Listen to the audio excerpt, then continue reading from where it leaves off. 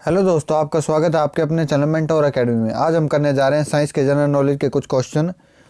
तो इन लाइनों पे कुछ गौर कीजिएगा। Nothing is permanent so you time with change. तो आज का हम सेशन स्टार्ट करते हैं। तो हमारा पहला क्वेश्चन देखते हैं हम। कौन सा अंग पेसमेकर से संबंधित है? यकृत से, माइंड से, फेफड़े से, हार्ट से? तो जिसका राइट आंसर होगा वो होगा हार्ट। जो पेसमेकर है वो हार्ट से संबंधित है। यह जो पेसमेकर का प्रयोग हम करते हैं दिल की धड़कन को नियंत्रित करने के लिए करते हैं। एक जो पेसमेकर है हमारे हार्ट में पहले से ही होता है। अगर वो उसमें कुछ दिक्कत आ जाए, जैसे हार्ट की सर्जरी करते हैं डॉक्टर, तो उसमें कई बार कृत्रिम यानी आर्टिफिशियल पेसमेकर का उपयोग करते हैं जो हमारी दिल की मांसपेशियों से संपर्क करता है और दिल की धड़कन को नियंत्रित करता है। तब हम जानते हैं यकृत के बारे में। यकृत क्या है? यह जो मानव शरीर की सबसे बड़ी ग्रंथि है, जो यह पित्त का निर्माण करती है। यह प्रोटीन को संश्लेषण करती है और पाचन के लिए आवश्यक जैव रासायनिक जो क्रिया है वो करती है। जो यह पित्तरस है इससे निकलता है, ये जो पित्ताशय में संचित होता है। तो हम जानते हैं फेफड़े के बारे में। फेफड़े यानी लंग्स, यह रक्त का शुद्धिकरण करते हैं। प्रत्येक फेफड़े में एक शिरा हृदय से अशुद्ध रक्त लाती है, फिर रक्त की शुद्धि करती है। जैसे कि रक्त में O2 का मिश्रण होता है यानी ऑक्सीजन का, लेकिन फेफड़े का मुख्य कार्य है कि रक्त से CO2 कार्बन डाइऑक्साइड को अवशोषित करना, उसे वातावरण में छोड़ना, और यह शुद्ध रक्त पोलिनरी धमनी द्वारा हृदय में पहुंचता रहता है। यहाँ से शरीर के विभिन्न अंगों द्वारा हार्ट द्वारा पंप कर दिया जाता है। तो इसलिए शरीर को पंप करने का कार्य भी खून को पंप करने का कार्य हार्ट के द्वारा किया जाता है, लेकिन खून को शुद्ध करने का कार्य, शुद्धि का कार्य जो है फेफड़े करते हैं। और माइंड जो है हमारे पूरे बॉडी को नियंत्रित करता है। तो हम अगला क्वेश्चन देखते हैं। हीमोग्लोबिन का मुख्य घटक है RBC, WBC, plasma, all of the above. तो हीमोग्लोबिन का मुख्य जो घटक है वो है RBC जो है हमारे शरीर के अंदर 30 से 35% भाग हीमोग्लोबिन का होता है। जो अस्थि मज्जा में ही विटामिन B6 यानी अस्थि मज्जा में जो विटामिन B6 की उपस्थिति में हीमोग्लोबिन होता है, और ग्लाइलिन नामक एमिनो एसिड से संयोग कर हीम नामक यह यौगिक बनाता है, जो ग्लोबिन नामक प्रोटीन से मिलकर हीमोग्लोबिन बनाता है। तो WBC जो है हमारे शरीर के जो है रोगाणुओं से लड़ने की शक्ति प्रदान करता है। और प्लाज्मा भी कुछ ऐसी तरह है। तो आगे जानते हैं हम। गेहूं क्या है? बेल, औषधि, तना और झाड़ी। तो हम जो इसका राइट आंसर होगा वैसे तो ये औषधि है। तो गेहूं के बारे में जानते हैं। गेहूं क्या है? गेहूं जो है एक हम खाने में यूज़ करते हैं, लेकिन गेहूं का वैज्ञानिक नाम क्या है? ट्रिटिकम एसेटिवम। गेहूं का वैज्ञानिक नाम है ट्रिटिकम एसेटिवम। गेहूं में एक प्रोटीन होता है ग्लूटेन नाम का। और गेहूं की जो फसल है, रबी फसल है, यह अक्टूबर से नवंबर के बीच में बोई जाती है और मार्च से अप्रैल के बीच में काटी जाती है। और गेहूं में एक जो रोग लग जाता है आमतौर पर, तो इस रोग का नाम है करनाल बट। इसे गेहूं को औषधि क्यों कहा गया है? इसलिए कहा गया है क्योंकि जड़ी जो बूटियाँ होती हैं, औषधि होती हैं, वे छोटे पौधे होते हैं जिनका तना नरम होता है, इसलिए इसे औषधि कहा गया है। इसमें एग्जाम्पल है गेहूं, धान, धनिया, ये जो हैं औषधि के प्रकार हैं। तो हम आगे चलते हैं। सांप, मगरमच्छ, कछुआ, छिपकली किसकी श्रेणी में आते हैं? मत्स्य, सरीसृप, पक्षी, जल स्थलचर। तो ये जो इसका राइट आंसर होगा सरीसृप।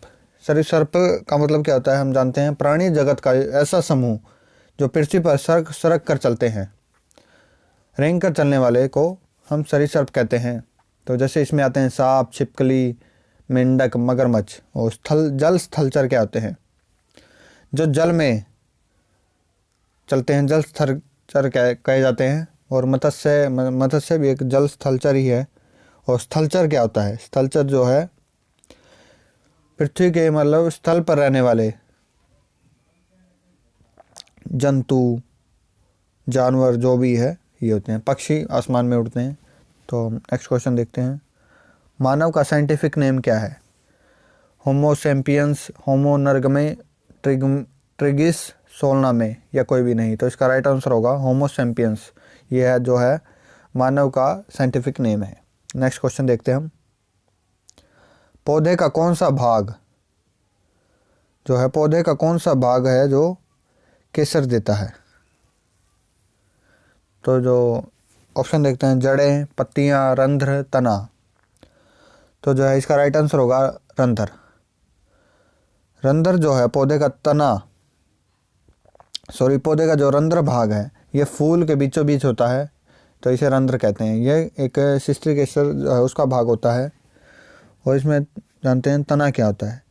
पौधे का वह भाग जो भूमि के ऊपर विकसित होकर पृथ्वी की ग्रेविटी, पृथ्वी के गुरुत्वाकर्षण के विपरीत ऊपर की ओर बढ़ता है, उसे तना कहते हैं। इस पर फल फूल आदि लगते हैं।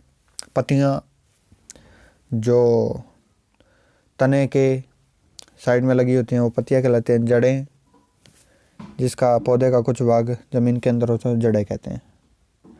कौन सा वृक्ष वर्ष में एक बार पत्तियां गिराता है? शंकुधारी, पर्णपाती, सदाबहार या कोई भी नहीं। तो जो इसका राइट आंसर होगा पर्णपाती वन।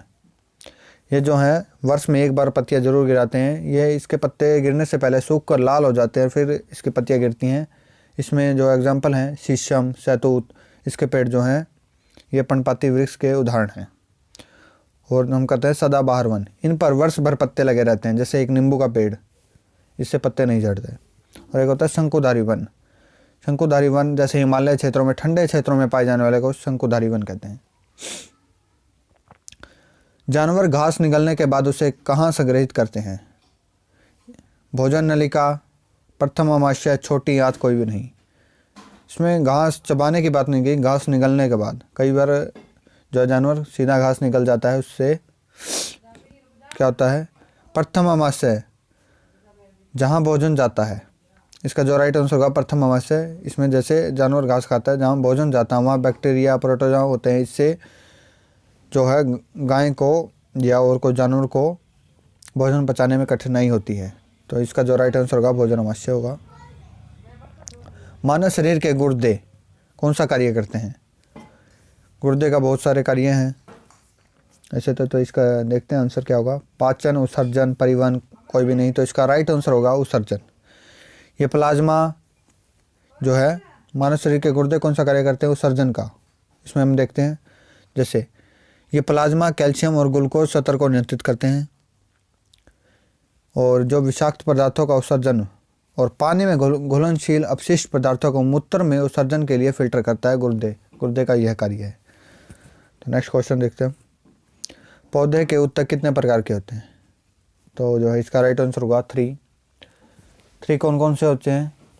एक तो तवचीय उत्तक, ग्राउंड उत्तक, संवहन उत्तक। तवचीय उत्तक का कार्य क्या है? पौधे के जो बाहरी स्तर क्या है उनसे संबंधित होता है। ग्राउंड उत्तक का क्या है? पौधे के जो प्राथमिक भाग हैं उनमें। और एक होता है संवहन उत्तक, खनिज पदार्थ जैसे जल के संवहन का कार्य है, ये होता है संवहन उत्तक का कार्य। तो आगे चलते हैं हम। कौन मानव हृदय तक अशुद्ध रक्त पहुंचाता है? तो जो इसका राइट आंसर होगा महाशिरा। अभी हमने पहले बात की थी जैसे फेफड़ा जो है हृदय से अशुद्ध रक्त लाता है,